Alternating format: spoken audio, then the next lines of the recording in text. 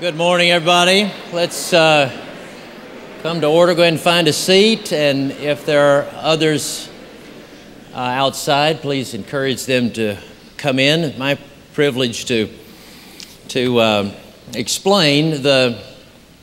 remind us of the theological foundation of our vision statement and how that theological foundation inspires, we hope, everything that we do, guides everything that we do, even the building, renovation of buildings. This is the first update we've given on the GeneroCity initiative since we kicked it off and since we've sort of tallied things after the first of the year. So we wanted to do that and then also encourage you with things that we can start doing now, even though we haven't raised the full amount that we endeavor to raise. And we have good reason to think that in the next few years, all of that $10 million that we set really as a faith goal will come forth, and we will be able to endow and fund all the ministries and spaces that we think we need for the next several decades. But I want to remind us of the theological, biblical commitments that guide our approach to the buildings and the revised spaces that we envision in this first subpart of our first phase. And that is to remind you that we are about the work we believe God has called us to, restoring people and rebuilding places through the gospel of Jesus Christ. And how does that come out even in the buildings and spaces that we are trying to prepare in the near future? Remind you that Winston Churchill said, "We shape our buildings and then our buildings shape us." And so if buildings are eventually going to shape us, it's very important that we first shape those buildings by our theological commitments. You can think, for instance, of how a building like a Costco or a Sam's building can shape you. Those are buildings that are built as cheaply as possible because they want to keep the margins appropriate. And if you lived in such a minimalist building and tried to worship in such a minimalist building and tried to raise your family in such a minimalist building, it would do something to you that you might not appreciate over the long term. So we want to make sure that as we shape spaces for doing the work of the gospel that we are called to do here, that when those spaces later will begin to shape us, we want those spaces to reinforce the gospel commitments that we make ahead of time. So I want to read a couple of passages of Scripture and show very practically how some of the things being proposed or that could be proposed, not that I have an exhaustive list, those who have the greater knowledge of these programs will be speaking to that. But I want to read a couple of scriptures, remind us of our commitments, and then follow up with Cliff and Mike, who will give us the nuts and bolts of the finances and the projects. First of all, I want to remind you that we are called to restore people through the gospel of Jesus Christ. And that means preparing spaces and living in such a way that people are the more conformed to the image of God, which has been marred, not completely lost, but has been marred by sin. Let me read, first of all, this passage, and I'm going to go back because I see you looking at that screen. I want to read this passage, first of all, from Zechariah chapter 8. This is what the Lord says. "I will return to Zion and dwell in Jerusalem. Then Jerusalem will be called the city of truth, and the mountain of the Lord Almighty will be called the holy mountain." That's the church, the mountain of truth. And this is what the Lord Almighty says, verse 4, "Once again, men and women of ripe old age will sit in the streets of Jerusalem, each with cane in hand because of his age. And the city streets will be filled with boys and girls playing there." Now, that's what the church of the Lord Jesus is supposed to be. And then the church is to, as we move outward, see that vision realized in the places literally around us. That's what we're trying to do in our parishes in downtown. We want to see men and women of a ripe old age able to live safely and with dignity in our midst and pass on their wisdom, and boys and girls also playing around them in freedom and being discipled for the next generation, and the rest of us blessing both groups. We're called to restore people and rebuild places. Well, how can we, what are some of the things that are being proposed? How will they serve this mission of restoring people? Just very practical things like clear signage for visitors. It shows we're glad they came. Handicap access, safe sidewalks, shows we love people. Well-appointed grounds and interiors reveals a God of beauty. Security for children reveals a God of refuge. Upfitting a sanctuary reveals a God who wants to know and be known by worshipers. Ample and accessible children's space reveals a God of covenant theology. We set out as a mission, we wanted to restore our place of worship so that it could serve us into the next generation. We said we want to serve children. We want to serve the educational needs and space needs of our older adults, and we wanted to present a welcoming place for visitors. We're going to propose how to do that even without raising all of the money that we will eventually need. Secondly, we want to rebuild places for the glory of Jesus Christ through the gospel of Jesus Christ. I'll read this passage from Exodus chapter 26.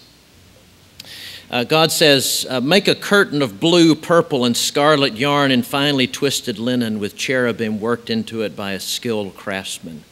Hang it with gold hooks on 4 posts of acacia wood overlaid with gold and standing on 4 silver bases. Now you say, now that sounds very elaborate, but after all, that was the temple, the beautiful temple that would last the people of God for a long time. And actually it wasn't.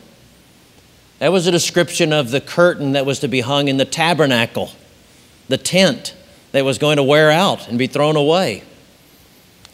It reveals a God of beauty, a God who would be viewed today as impractical, because we don't want to spend extra money on beauty, because we need to pay attention exclusively to the bottom line. But God is a God of beauty because we are people who thrive in beauty. So every space that we pay attention to, we want to make sure they help in restoring people. We want to rebuild those places to reflect the beauty of God. Rebuilding places means that we create spaces that testify to a coming new earth. Aesthetics, paint, plaster, landscaping, resurfacing, remodeled restrooms, all of them teach that life in God's kingdom is not merely functional, but we are already tasting the abundance and beauty of that which is coming. Maintenance, eliminating deferred maintenance, for instance, teaches that stewardship of material things liberates us from ministry to people. And efficiency, reducing daily maintenance, aerates our budget for more direct ministry to people. Everything that we do needs to have a theological foundation, needs to have a theological goal. And for us, that means restoring people, rebuilding places through the gospel of Jesus Christ. Cliff, would you come talk to us about the finances?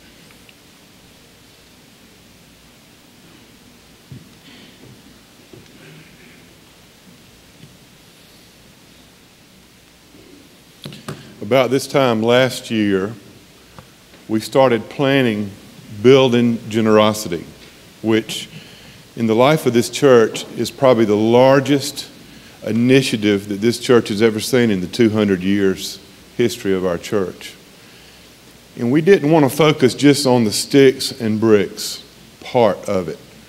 We wanted to focus on the holistic view of how we can use our time, our talents, and our treasures to the glory of Christ here at First Pres. And I hope you have seen that as we've gone through this, not only using how you can give financially to the work here at First Pres, but also giving of yourself, your time that you have. God has given us that time, uniquely in the life that He's given us here on this earth. And our talents, those unique abilities that He's given each one of us that we can use for His glory. Our goal was $10 million. Now that was, as George said earlier, a very aggressive faith goal for us. It's a lot of money. But we're reminded that God owns the cattle on 1,000 hills. And during this process, we have planned and prayed through how we can upgrade the worship experience here in the sanctuary. We can construct a 20,000 square foot children's ministry building. We can create a commons area between here and St. Andrew's Hall that will permit us to have community fellowship time. Right now we use most of our fellowship time out on the plaza in front, and when it's cold or raining out there, it's difficult to do that. So a commons area we feel is very important. Also, to utilize the great resources that God's given us in using our property at Lake Thurman and having a lodge up there that we can use for gatherings of Bible fellowships and parish and outreach to our community. And to be perfectly honest with you, we are still trusting God to provide $10 million. We are continuing to talk and encourage the people. And I would say this at this particular point, that if you've not participated in the joy of being part of building GeneroCity, I would encourage you to prayerfully consider doing that as well, because we're keeping that process going. Also, we've got several opportunities on the horizon that we feel like that God will provide the resources, that we ultimately will get that $10 million. And I've had this question many times, so are we going to do the children's ministry building? The answer is yes, we are. We're not sure how large it will be, but as God provides those resources, that is a very important part of our process here. As of last week, the total gifts that we've gotten are $3,954,246.61, of which $1 million of that is a bequest that we're very grateful that God has provided these resources. I'd encourage you now not to miss out on the blessings of being a part of something much greater than yourselves. And for those that have made commitments or faith promises, we would encourage you to go on and start making those contributions now, because as you can see, even from our handicap access ramp that we've already started construction, we're starting to put things into place that will start moving us forward in that direction. Also, it goes without saying, but I'll mention it again, that building GeneroCity does not take the place of your tithe, the first fruits that God calls us to in Scripture to give to the storehouse, which is the church. Building GeneroCity is sacrificial giving above and beyond your gifts to God's work here at the church. I'm pleased to announce that the session has approved a $3.5 million Phase 1 that Mike Harris will be telling us more about that in the next few minutes. What we're excited about here is while we don't have all the resources to do what we had originally planned, we have been amazed at God's faithfulness and provision to give us opportunities to do things now. And you'll see a lot of movement in that direction. Even as we pray toward a larger goal of $10 million, there are many things that we can do right now that God has given us those resources. An example of that is the purchase of the Allgood law office building across the street. We voted on that a few weeks ago in our congregational meeting.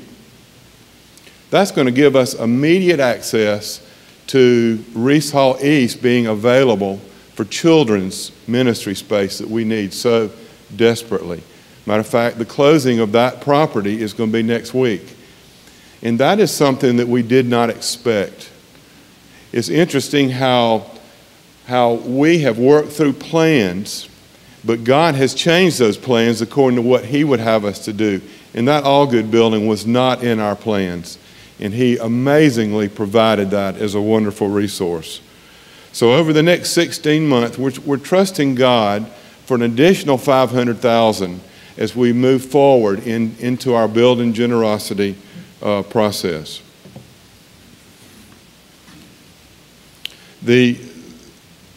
What we've been able to do is we've been able to do a phased-in approach on our big picture.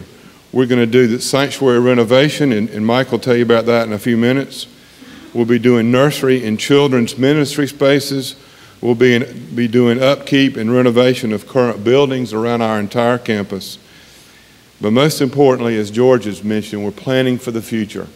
And we're excited about what God is doing. I think you will see a tremendous excitement around our campus as we start moving in these directions. And again, I encourage you to don't miss the joy of being a part of that process. If you've not signed your card and turned it in on Building Generosity, we encourage you to do that. We encourage you not to miss the joy of being something that will benefit future and future generations of years to come in our church. And now I'd like to call on Mike Harris, who's the chairman of our building committee, who will tell us more of the details of this process. Thank you, Cliff, and good morning. I'm a little bit like George. I have to have my readers on so I can see my notes. It's an honor and a privilege to have the opportunity to serve this historic effort that we've begun. I call it historic because this expansion and renovation is no less historic than the previous renovations and expansions the congregations just like you have undertaken in the 200-year history of this church. Not to belabor the history lesson, but maybe to put a exclamation point on our place in time, I thought it might be helpful to give you a quick synopsis of the history of this church. And this is no hyperbole, no hype. This is truly a historic opportunity for us. Christ Church was begun in Augusta, Georgia, chartered in 1804 by 13 individuals. I'm quickly glancing. If we took 2, 4, 6, 8, 10, to this gentleman right here, if you all stood for just a minute, just these first 6 or 7 rows. This number of folks, thank you, you can sit down, had the vision in 1804 to create Augusta's first Presbyterian congregation, Presbyterian church. They quickly grew to all of 47 individuals when they planted the flag and said, we need a place of our own. Worship services were taking place at St. Paul's on the river, but they were sharing that space with other denominations, other congregations around town. And that initial robust 47 members said, we need a congregation, a fellowship, a building, a sanctuary of our own. They chartered, actually took out an advertisement in a Philadelphia newspaper that was responded to by an architect by the name of, let's start to get his name wrong, Robert Mills, who grew up in Columbia but was practicing architecture in Philadelphia. In those days, obviously, he didn't pick up the phone or have his people contact First Presbyterian's people. He quickly sat down, drafted out about 15 pages of drawings, and sent them for consideration. He was paid $100 for his architectural design for the building we sit in today. In 1808, the legislature of Georgia deeded the block that we are on to First Presbyterian Church of Augusta. There were several other church blocks that had property deeded to them. According to historians, this church is the only one that still occupies the original land that was deeded, donated, given to us for the purpose of a church. The only one of those congregations that has maintained that entire tract of land. Just a block west of us, the Catholic Church had a block donated to them. And if you drive down that way on your way home from work, you'll see the Catholic Church on one corner but a public facility, Bell Auditorium, on the other. We're the only ones who've maintained that property. The cornerstone for this building was laid in 1809. That first congregation raised $40,000 to build a congregation that would seat 1,100 people. At the time, half the number of residents who lived in the city of Augusta. 47 people had a bold vision, and they put their money behind that bold vision for the glory of God. The building opened in 1812. We're celebrating our 200th year of worship in this space, and it's been continual worship in this space by the same congregation, by the same church, First Presbyterian. Well, renovations of this space quickly began. Opening in 1812, 6 years later in 1818, the first renovation took place. The steeple was added. It was not part of the original program. The records don't reflect whether that was a economic reason or a design reason, but the steeple came in 1818 along with a high pulpit, not the one we experience today. Pews, those first parishioners, I suppose, had to bring their folding chairs to church on Sunday mornings. And, oh yes, the technology of the day, in 1818, the first renovation, 2 heating stoves were added, I suppose for days like this. That renovation was followed by 6 others that have been documented. 1847, the outside architecture of the building changed. The arched windows you see today were not part of the original design. They were added in 1847, along with the central arched doorway. The subsequent additional doorways used to be windows that were converted to doorways later. The balcony was expanded. The rose window, and you can't see it because of the screen, the chancel window were added in that second renovation, 1847. After the Civil War, 1892, another major renovation took place.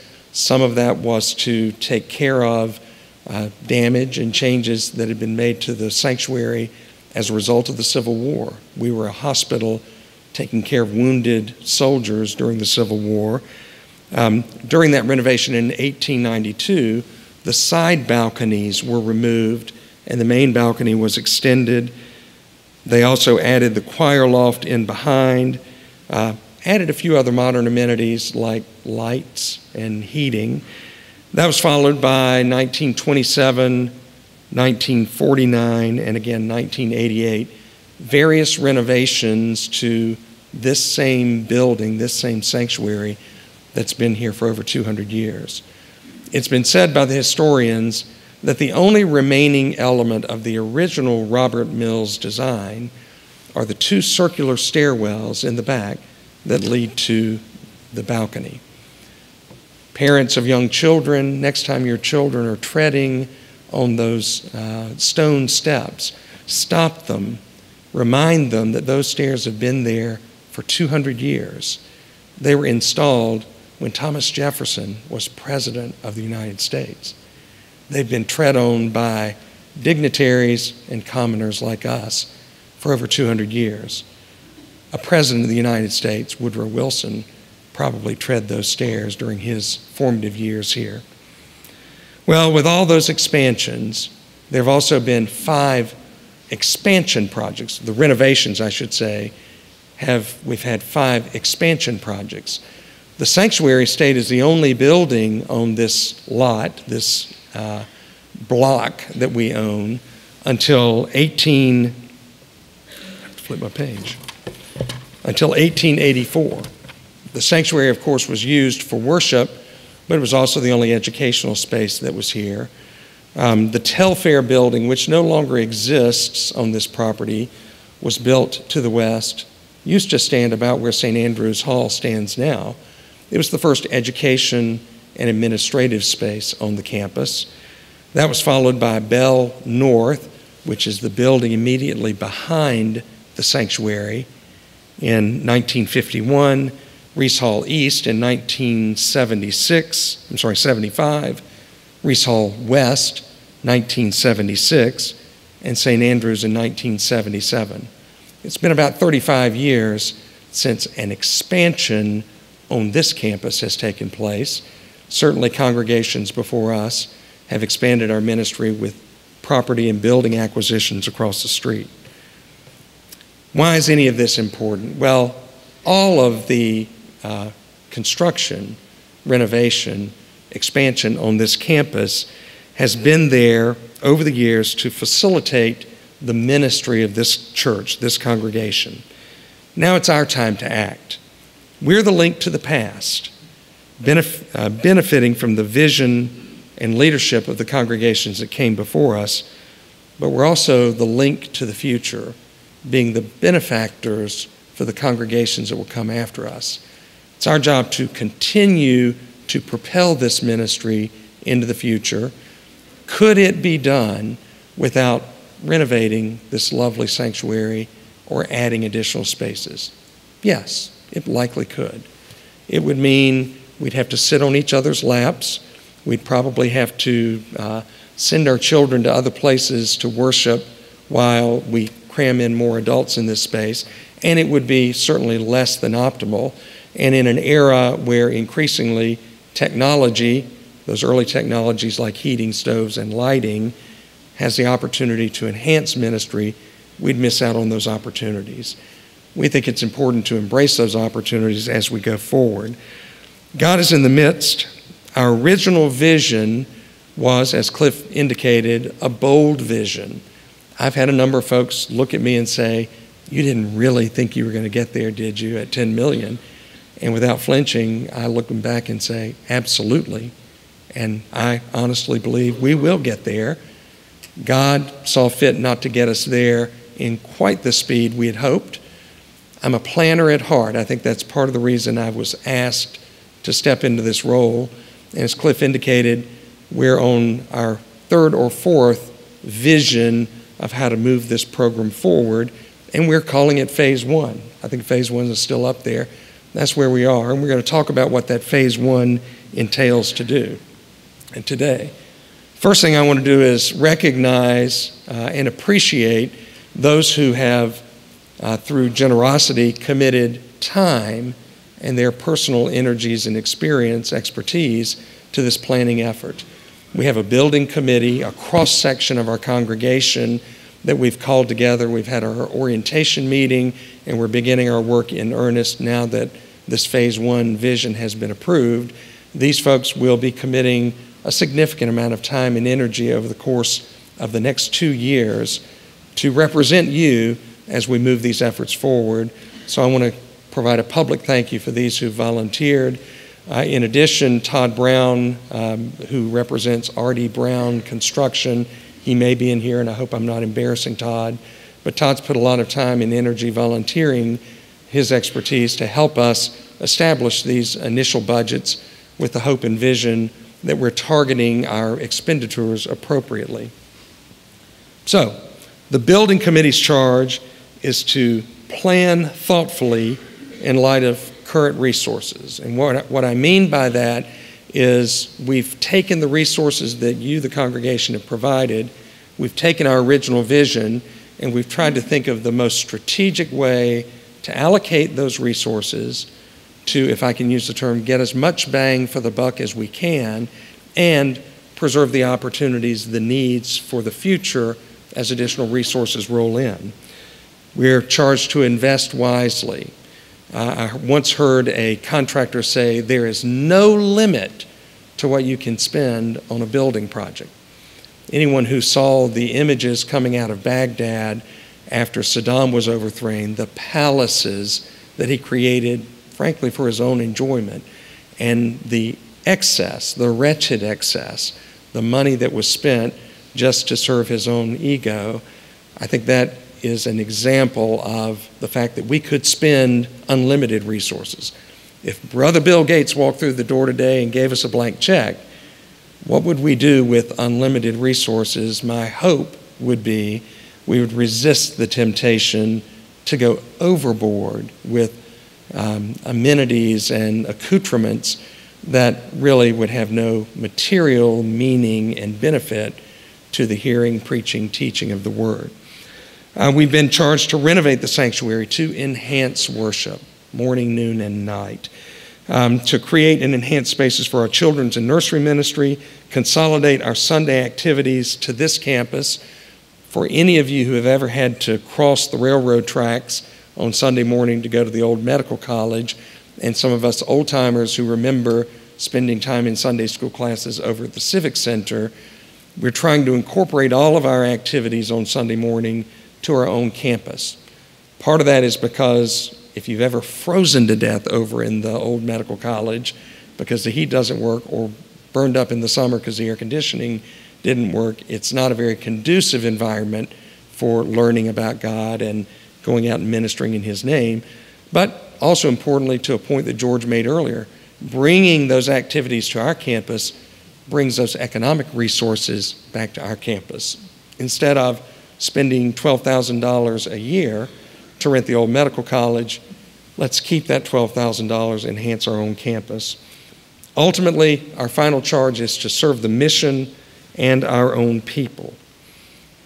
The Allgood acquisition Cliff mentioned earlier, when we began planning and even in the second iteration, the Allgood building was off limits. It was for sale a couple of years ago for $450,000, which we evaluated and thought was a king's ransom to pay for such a modest building. They approached us, I believe in God's timing, last fall to say they were anxious to sell and wanted to know if we were interested. I think George quickly said, not at $450,000. And the acquisition price was $200,000 less than that, $250,000. In fact, Cliff said we're preparing for the closing. It is approximately what they owe for that building. It's a fair price. It's an appropriate price, and we'll talk about it in just a second. In fact, next slide. It's a strategic piece of property for our campus. This is an aerial satellite view of the church property here to your left, with the other properties that the church owns between Telfair and Green Street to the right. Why is it strategic? Well, this campus, this church, is landlocked on 4 sides. We can't cross to our east, because of the railroad tracks and 6th Street and the old medical college.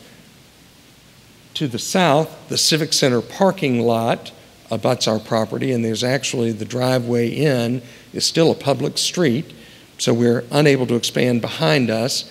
Off to the west is where, again, 7th Street and the Bell Auditorium are located. Years ago, leadership in this church saw fit to begin expanding across the street, across Telfair, in the block between 7th and 6th. This yellow highlighted area, with the acquisition of the Allgood building, let's back up a slide. With the acquisition of the Allgood building, which is in blue, the yellow is the only property that the church does not own in the next block. It's 3 residences and a building that's used by UGA Extension Services. One of those residences is owned by our own Matt Aiken, so we're going to consider that part of the church property. We'll be over for tea and coffee later, Melissa, if you're listening.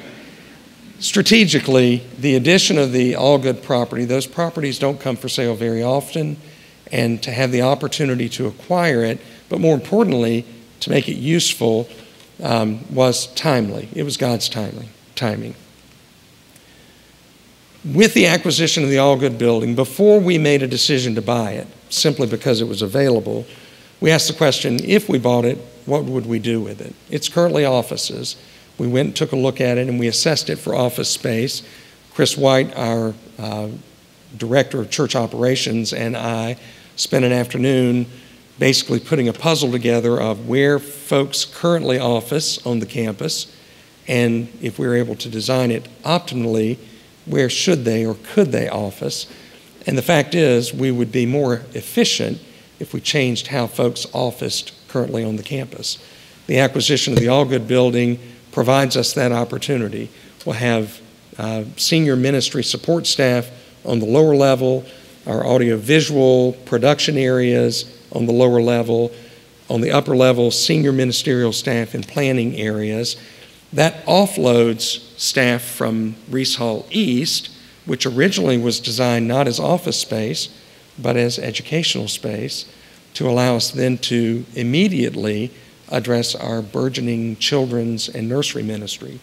Reese Hall East will allow us to add, once we move folks to the Allgood building after some limited renovation, 3 new classrooms in Reese Hall East. It will allow us to restructure our remaining offices and staff for efficiency and exit the old medical college, which everybody who's taking Sunday school over there will celebrate.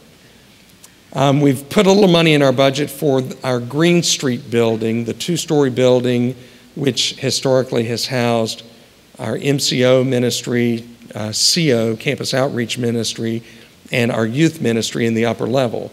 When the old bus station was acquired and renovated, most of the youth activities, week activities and Sunday activities, Sunday school, were offloaded over into the bus terminal. So we're going to renovate some of the upper spaces, again, for office space and planning space. It allows us not to operate so many buildings, make it very efficient, and folks who are currently working out of the trunks of their car will actually have a desk to sit at. The 623 building, again, for those of you old-timers, the old counseling building, currently houses our MCO Sunday school class, a couple of offices, and some storage areas. We're going to renovate those spaces to open that area up even more. We need a larger classroom than we have over there right now. We also embarked several years ago on supporting a seminary in the local area, an outreach seminary. Those seminary classes take place throughout the week. This investment will also support the seminary classes that are running throughout the week over there. The Commons, immediately behind the sanctuary, and we'll talk in just a minute about the sanctuary renovations, but we envision opening up access from the single door that currently is on your right to 2 sets of double doors that will open up into what is now our visitor center, a commons area that's roughly twice the size of the visitor center for that fellowship and community time, also to create that welcoming climate and community for visitors, a key place to come in. And since we're sending children to both ends of Reese Hall East and Reese Hall West adult classes throughout the campus, a way to give them a roadmap and maybe a guide to get folks where they need to go. And then finally, the sanctuary renovations. June 2013, and there were probably some other dates that I'd put in up there, is the projected time the renovations of this sanctuary are expected to be completed. It's reconfiguring the chancel area here on the front for function and flexibility. It's refurbishing the floors and the windows. I was in last week with a contractor and I found one of these window shades that actually moved, and I moved it up, and if you let a little sunlight in here, it completely changes the feel and the experience in here.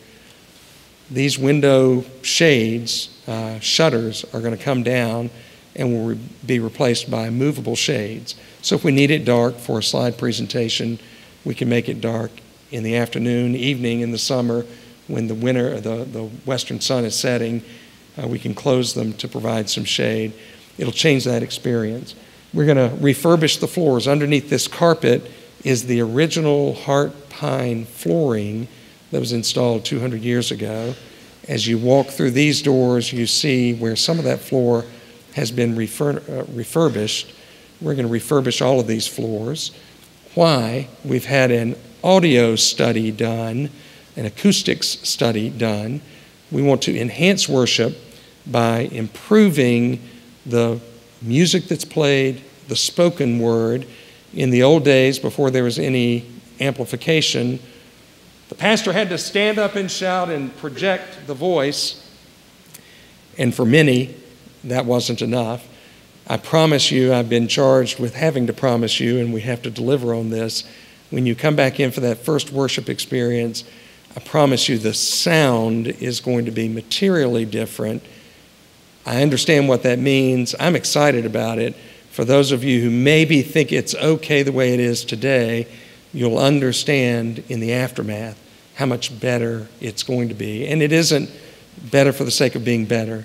It's better for the sake of improving that experience, allowing those like myself that are hard of hearing to be able to hear that spoken word, the music. Evaluate and add additional seating. We are at near capacity today. Not quite capacity, but near capacity. We have already evaluated and rejected a number of different strategies for adding material amounts of additional seating. One of the renovations of the sanctuary removed side balconies or side galleries, as they were called in the day. We evaluated the ability to add those back in and, in fact, expand those. Both the cost but the diminishment of the worship experience we didn't think made sense. So we're looking at some other ways to add some seating to this current sanctuary. Enhance lighting and sound. We've talked about that. Add and expand the front vestibule access into the commons area behind us. Enhance our video projection capabilities. We have tied in to remote locations on our campus so that if we have overflow crowds, they can participate in worship by going either to St. Andrew's Hall or to the youth building and link in with us today with 1 or 2 cameras, after the expansion with numerous cameras, without impacting your worship experience. Enhance the organ, both with enhancements to the current pipe organ, but also the addition of some electronic elements, technology that's there to enhance the sound of the organ. I'll just touch on this point. We've had an organ specialist, and I see Paul Roberts is in the congregation this morning. We've had an organ specialist take a look at our organ. It's a rather pricey proposition to refurbish the organ that we've got or replace that organ. It is past due. We've had some visitors in the crawl space below in the form of rats and other rodents who have enjoyed feasting on some of the bellows and the other equipment that make the organ work. And if you just want to hear how bad it is, pull Paul aside and say, just how bad is it? And give yourself about 10 or 15 minutes. He'll tell you all the details. We have as a commitment to refurbish that organ, and if God provides the resources, a full refurbishment of that organ. An installation of infrastructure for future equipment. The budget in this first phase won't allow us to accomplish all the goals we had initially, but we want it to be one construction process. Why? You're going to have committed to be inconvenienced for the period of about a year of construction. We'll leave this space in June of this year and be out of it until roughly June of next year. My charge is to make sure we don't have to leave this space again for another 15, 20 years for renovation. So as we imagine and contemplate equipment needs for the future, our job is to put that infrastructure in so that that can be dropped in during the week and not involve a major construction process. You've seen the color rendering that the architect put together. I've had several folks come and say, is that it? Is that what you're doing? It is a schematic, conceptual rendering of what the revised chancel area might look like. It is the details of the color of the wood and the texture of the wood. Those things have not been determined. The building committee will be involved in those decisions. But you can see the exits on either side of the chancel area. For me, the things that are important, the window in behind doesn't change. The overall form and frame of the chancel area doesn't change. It may as we go forward, and that's for the building committee to wrestle with. It looks very much like it looks today, but the material improvements that will be made are designed to create some flexibility and enhance that worship experience. Other main campus restoration renovations will include roof repairs to a number of buildings, and I don't see Chris, I'm sure he's here somewhere, but I think some of those have begun. We have a few leaky roofs that need to be addressed immediately. Paint, flooring, window repairs and replacements, bathroom upgrades. We have a number of bathrooms that don't currently meet ADA specifications. Not all will. That would require knocking walls out and adding space. What we do want to do is enhance those areas to make it much more amenable to our population, the needs of our population. You've seen the beginning investments with the ramp that's going in at the end of Reese Hall East, handicap ramp that began 2 weeks ago, which will provide easier access from our only on-campus parking areas and other upgrades. What's the overall budget cost for this renovation? As Cliff mentioned, $3.9 million or so has been committed thus far. $1 million of that in a bequest. Those monies aren't available, and we don't know when they'll be available, but they will be available in the future. So at hand are pledges and donations of $2.9 million. The session in their January meeting approved a $3.5 million budget. Why push that out a little bit? We know you're going to continue supporting this renovation and expansion project, and we know by 2 years from now, the end of these renovations, at least we'll have an additional $600,000 or so to cover those costs. Sanctuary is about $1.8 million of that, the lion's share, and you can see the rest of the investments from there. A $500,000 contingency, those are monies set aside for the things we don't know yet, and there's a lot we don't know, especially when you get into working with historic buildings. It's there to take care of those unknowns. The time between now and the commencement of construction in June is going to be spent reducing the number of unknowns to a very small list, if any, and making sure that as we're allocating those resources, to use the term I used earlier, we're getting the most bang for our buck. Probably before construction begins, we'll come for an update of what the final designs and plans will look like. If anybody's jotting these numbers down, a promise that I make to you is that before we're finished with this first phase, those numbers will move around a little bit.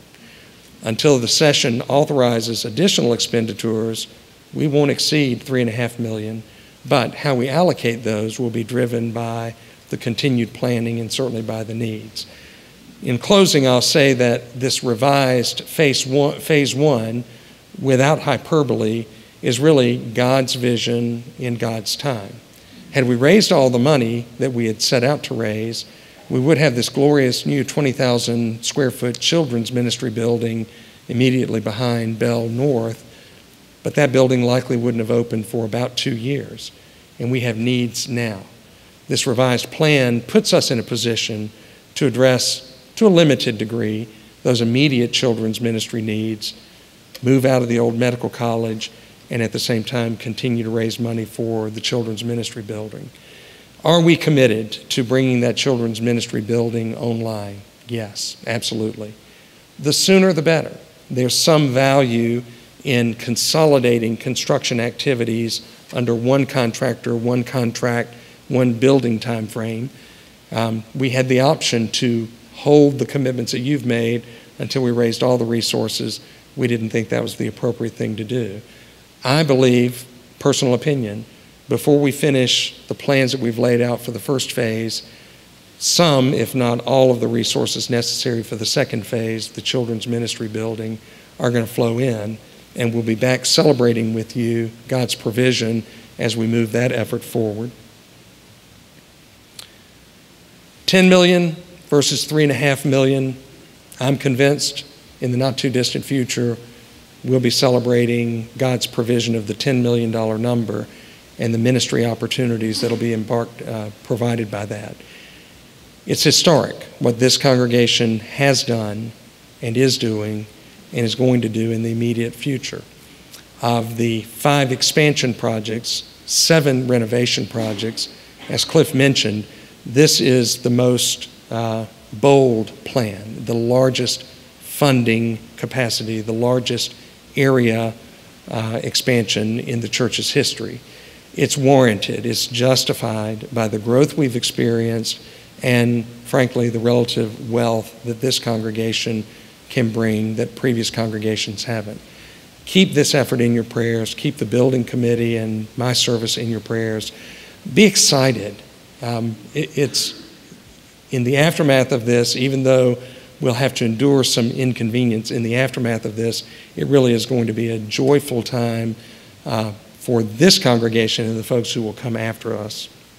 I think I'll conclude there. and I'm out of time. We're going to close with prayer. I will say that I'll make myself available in the visitor center for a few minutes following this Sunday school class. If there's questions, I'm here virtually every week, so if you don't catch me today, catch me anytime. I'd welcome any comments that you would make. Let's bow our heads. Heavenly Father, you have blessed this congregation, First Presbyterian Church, in so many ways. And Lord, I know we have been a blessing to you in many ways over the years. I pray your provision for this building expansion and renovation program. I pray for each of the families represented here today, whether they be members or visitors, that you will put the joy in their hearts that come with this opportunity, this historic opportunity, to lay the foundations for the future congregations who will continue for another 200 years ministering in your name in this place. Now, as George prepares for the next sermon, be with him, be with those who come into this next worship service. Let your Holy Spirit blow through here, bring joy and conviction. We pray these things in Jesus' name. Amen. Thank you.